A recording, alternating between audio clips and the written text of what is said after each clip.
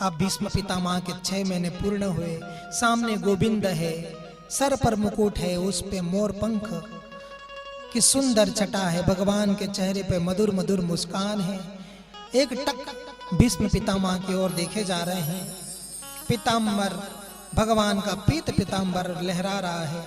वो जो छवि है भीष्म पितामह, उस छवि को एक निरंतर एक टक निहार रहे हैं और मन में एक भाव ला रहे हैं। उस भाव को एक भजन के माध्यम से हम सब श्रवण करें। इतना तो करना स्वामी जब प्राण तन से निकले। ये भी फिर मांग सब जीवों की है। क्या हम नहीं चाहते कि जब हमारे प्राण निकले तो भगवान की याद आए?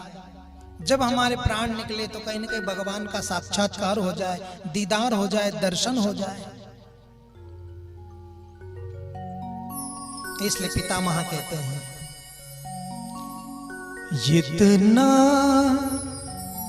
इतना तो करना स्वामी जब प्राण तन से निकले। इतना तो करना स्वामी जब प्राण तन से निकले। गोविंद नाम लेकर, गोविंद नाम लेकर, गोविंद नाम लेकर तब प्राण तन से निकले। जितना तो करना स्वामी जब प्राण तन से निकले। इतना तो करना स्वामी जब प्राण तन से निकले। गोविंद नाम लेकर, गोविंद नाम लेकर, गोविंद नाम लेकर, ओ गोविंद नाम लेकर, गोविंद नाम लेकर फिर प्राण तन से निकले। ओ गोविंद नाम लेकर फिर प्राण तन से निकले। जय हो, जय हो। थोड़ा ताली बजा के झूमते हुए भगवान के चरणों में हम सबकी प्रार्थना है। जय हो। हे ना, हमारा भी ऐसा देना है।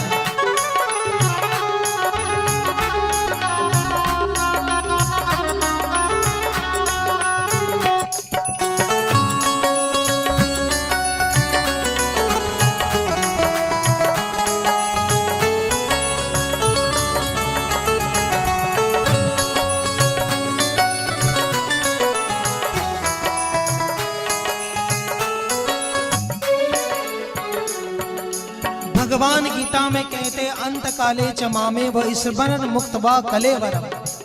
हे अर्जुन, अंत काल में जो चिंतन जैसा करेगा, अगर मेरा चिंतन करेगा तो मुझे प्राप्त होगा। भेष का चिंतन करेगा तो भेष बनेगा, गधे का चिंतन करेगा तो गधा बनेगा, धन का चिंतन करेगा तो फिर सांप बनकर किधर भी भटकेगा, रक्षा करेगा। जैसा चिंतन कर लोगे वैसा बन जाओगे। इसलिए अंत काल का जो चिंतन है उसका बड़ा महत्व है। भीष्म पितामह कह रहे हैं कि चिंतन कैसा होना चाहिए अंत समय में। हाँ, चले जाऊंगा तुम्हारे वैसे गुण गाओगे तो वैसे ही बनना पड़ेगा।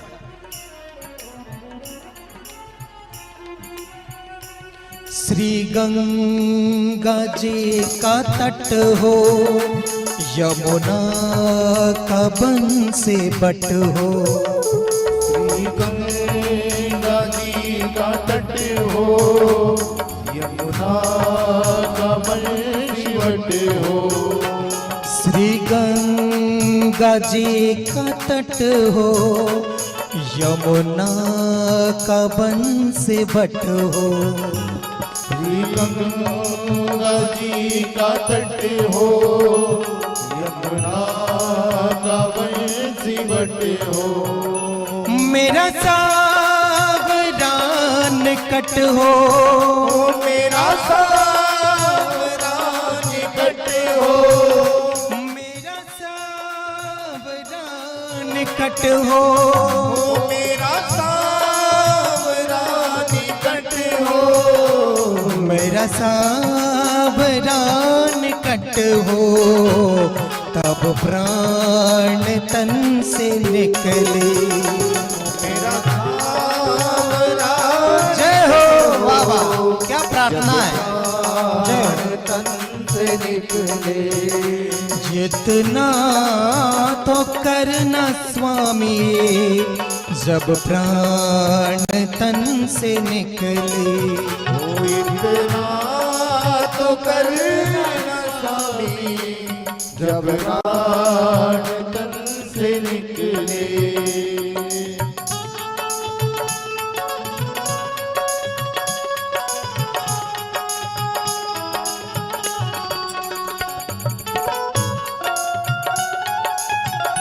वाह वाह।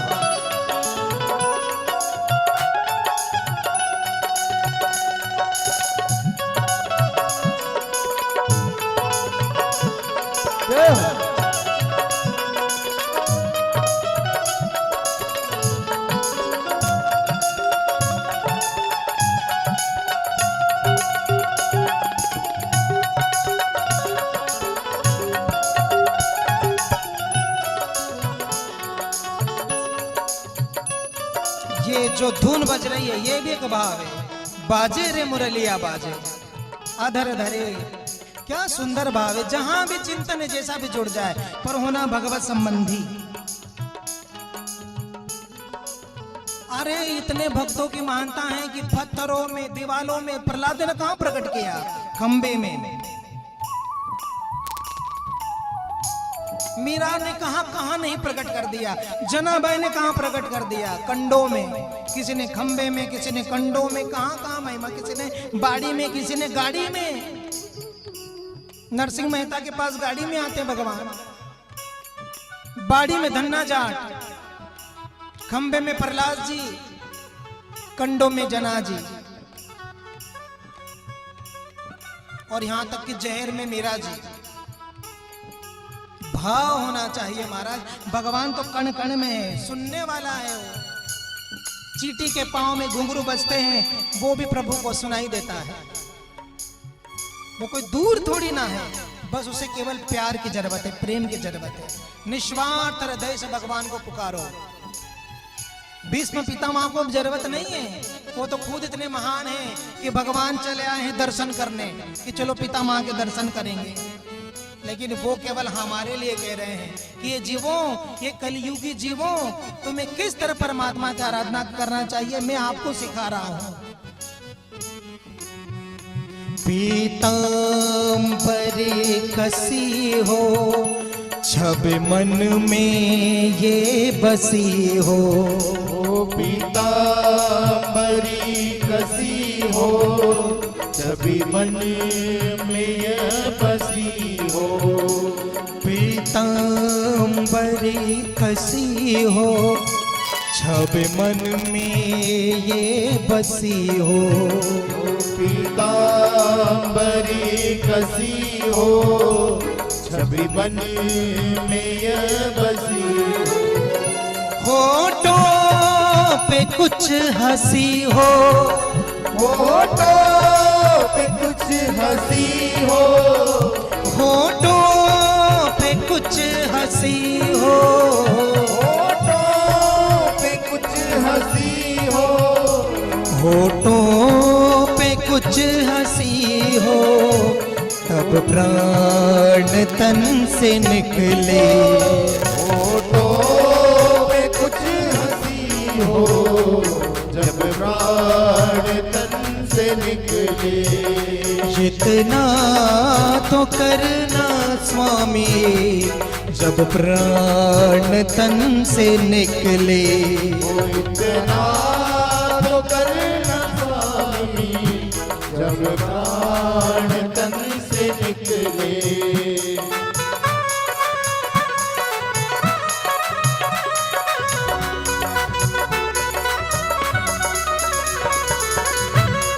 गोपाल कृष्ण भगवान की, राधे रानी सरकार की।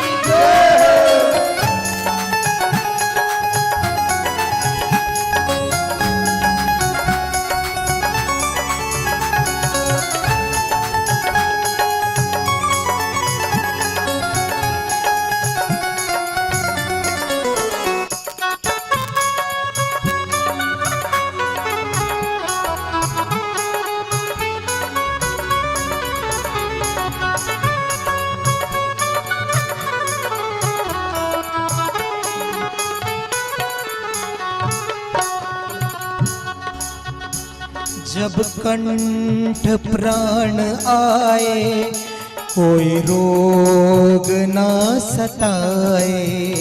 जब कंठ प्राण आए कोई रोग ना सताए। जब कंठ प्राण आए कोई रोग ना सताए। जब कंठ प्राण आए कोई रोग ना सताए। यम दर्श ना दिखाए। यम दर्श ना दिखाए। यम दर्श ना दिखाए। यम दर्श ना दिखाए। यम दर्श ना दिखाए जब प्राण तन से निकले। वो यम दर्श ना वाह वाह, जय हो। जब प्राण तन से निकले। जितना तो करना स्वामी जब प्राण तन से निकले। वो इतना तो करना स्वामी जब प्राण तन से निकले।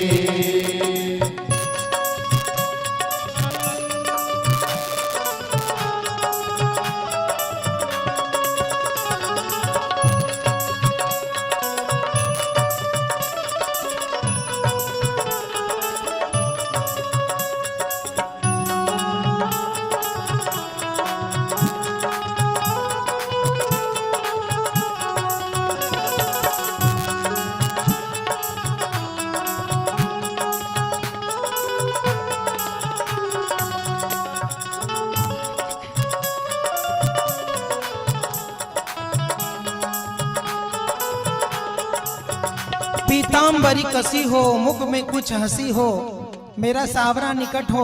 ठीक है महापुरुष बड़े बड़े संतों को ये झांकियां होती है, लेकिन जो पतित लोग हैं जिन्होंने बहुत कुछ बुरा भी किया है पाप भी किया है, उनके लिए कौन सी प्रार्थना है? जब प्राण कंठा आए कोई रोग न सताए। हे गोविंद, हे परमात्मा, हे दीनानाथ, हे राम, हे कृष्ण, हे माते, हे नर्मदा, हे हनुमान जी, ये इसी तो प्रार्थना आप कर ही सकते हो कि जब अंत समय में खाटली पे पड़े हो। और महाराज खाट पे पड़कर क्या दुर्दशा होती है ये कपिल महाराज अपनी माँ देवहूति को बताएंगे थोड़ी देर बाद। जीव की कितनी उसकी कुत्ते जैसी स्थिति हो जाती है। ऐसे ही शब्द हैं भागवत जी में, मन से नहीं कह रहे हैं। कोई सुनने वाला नहीं रहता, घर में कोई उसकी देख परख करने वाला नहीं रहता, मल और विष्ठा और मूत्र में पड़ा रहता है, अपने कर्मों को भोगते रहता है, कोई सेवा करने वाला नहीं होता। सत्कर्म करे होते, पुण्य करे होते तो कहीं भी सेवा भगवान करवा लेते, लेकिन महाराज जब पाप किए तो यही भोगना पड़ता है। इसलिए हे नाथ, इसको बंदिश कर दो ना, क्या है, निकाली दो इसको।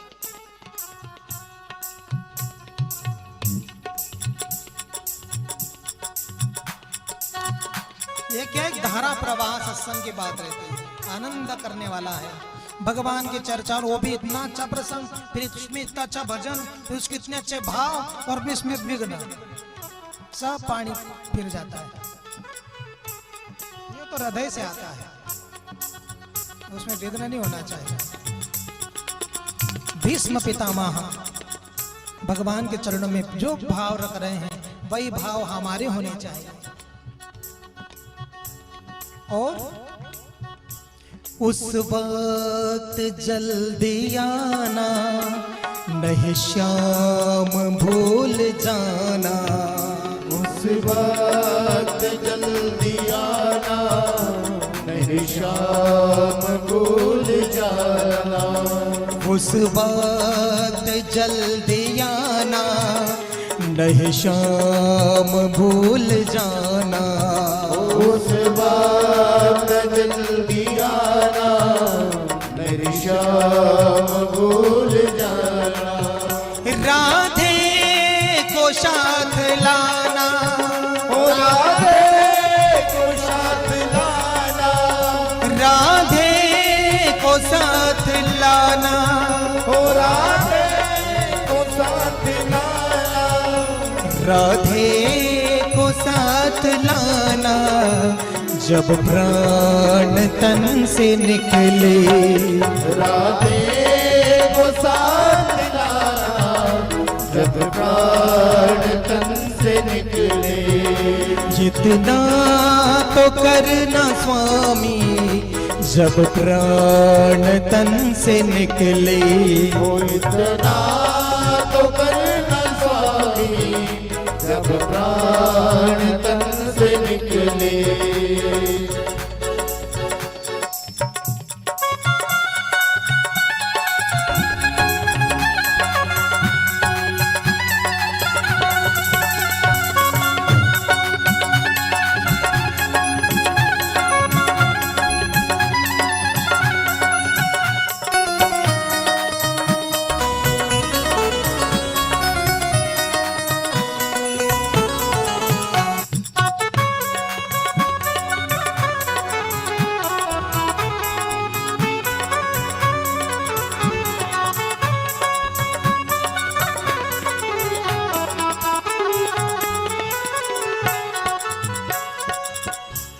एक भक्त की है अर्जी, खुद गर्ज की है गर्जी। एक भक्त की है अर्जी, खुद गर्ज की है गर्जी। एक भक्त की है अर्जी, खुद गर्ज की है गर्जी।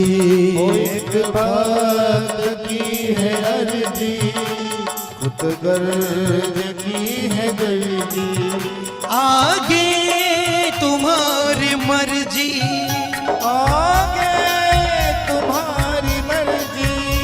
आगे तुम्हारी मर्जी। आगे तुम्हारी मर्जी।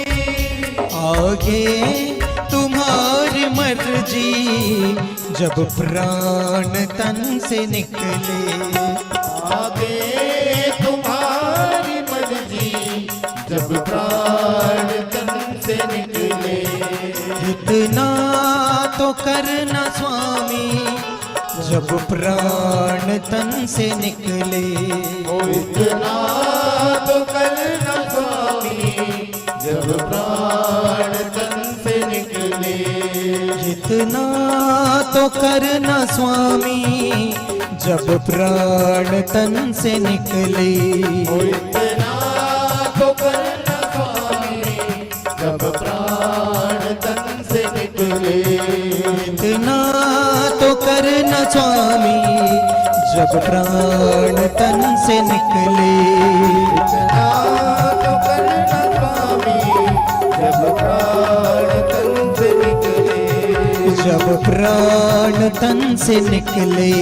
जब प्राण तन से निकले। जब प्राण तन से निकले। जब प्राण तन से निकले। जब प्राण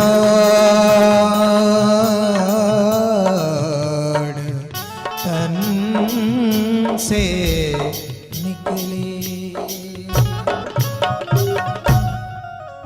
गोपाल कृष्ण भगवान की जय। कितना सुंदर भजन और कितना सुंदर भाव।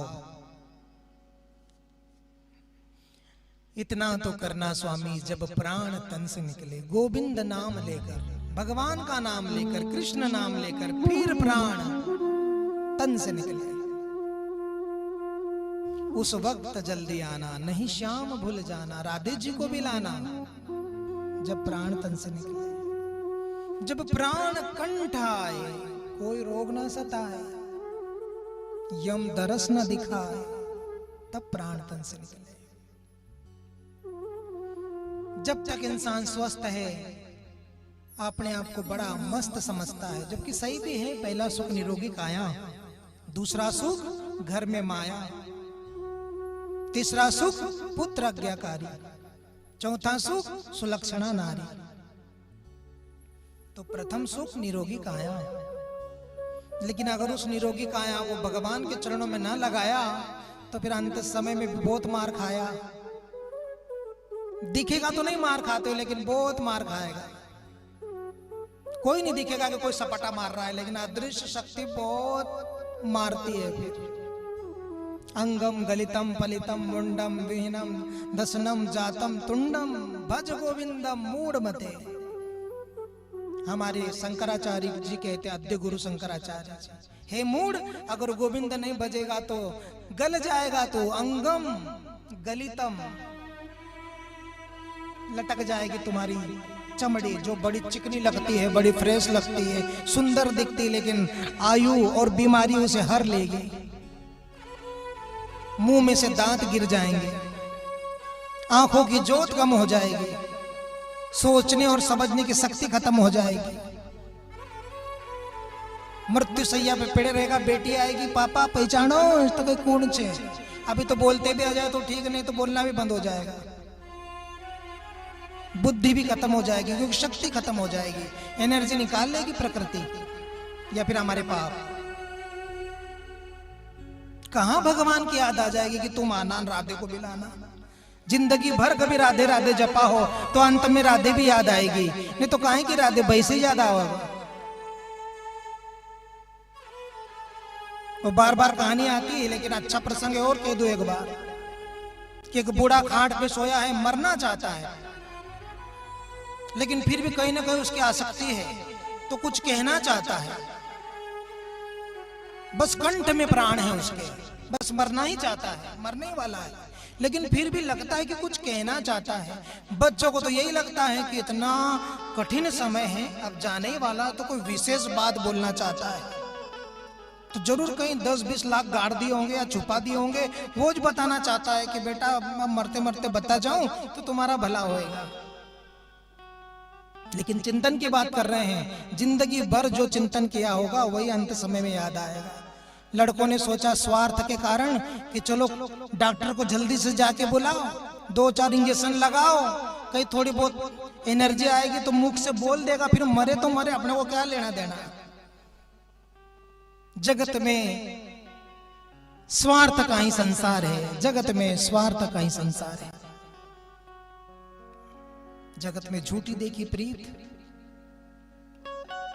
गए लाए डॉक्टर को, बहुएं बेटे 4-4 ऐसे आंख फाड़ के देख रहे, कान बिल्कुल खोल के, कथा में कह के ढंग से सुन जाओ तो नहीं, अलंग वलंग अलंग वलंग। लेकिन अब धन की बात नहीं तो सबने कान दे दिया है।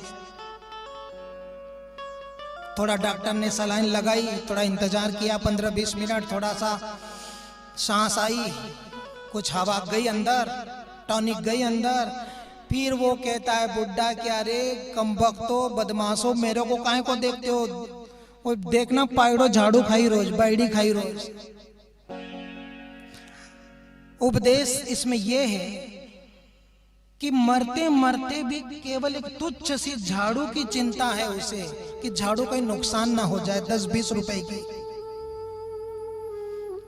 क्यों कहते हैं कि जन्म जन्म मुनि जतन कराई राम, अंत राम आवत नाही। क्योंकि जैसा चिंतन हम जिंदगी भर करेंगे, अंत समय भी वैसा ही चिंतन हमारा होगा, ये तो शास्त्र कहते हैं। इसलिए तो कहते हैं कि भजन करो, सत्संग करो,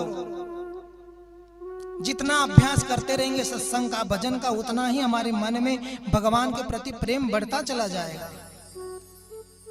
हम जिसको जितना महत्व देंगे वो चीज हमारे लिए विशेष हो जाती है। संसार में सबसे अधिक आदमी धन को महत्व देता है, तो दिमाग में धन घूमता रहता है कि नहीं, जागृत अवस्था में भी और सपना भी औकात देखा है। जिनको महत्व दोगे वही समझ में आएगा, और जिंदगी भर जो रटोगे अंत समय में भी वही आएगा।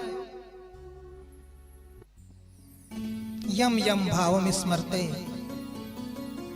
यम यम वापी अंत काले च मामेव स्मरण मुक्त्वा कलेवरम।